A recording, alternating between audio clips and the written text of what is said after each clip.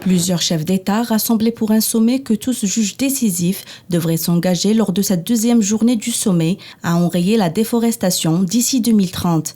Un engagement jugé trop lointain par les défenseurs de l'environnement. Le gouvernement britannique estime que la déclaration commune sera adoptée par plus de 100 pays abritant 85% des forêts mondiales, dont la forêt boréale du Canada, la forêt amazonienne au Brésil ou encore la forêt tropicale du bassin du Congo. L'enjeu, limiter la hausse de la température mondiale à 1,5 degré maximum. Parmi les signataires figurent le Brésil et la Russie, pays pointés du doigt pour l'accélération de la déforestation sur leur territoire, ainsi que les États-Unis, la Chine, l'Australie ou la France.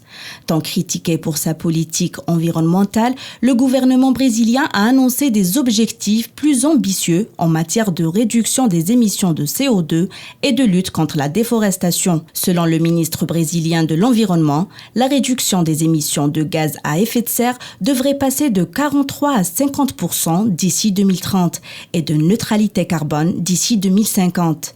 Le nouvel engagement contre la déforestation fait écho à la déclaration de New York sur les forêts de 2014. De nombreux pays s'étaient engagés à diviser par deux la déforestation en 2020 et d'y mettre fin en 2030. Mais pour des ONG comme Greenpeace, l'objectif de 2030 est beaucoup trop lointain et donne le feu vert à une décennie supplémentaire de déforestation.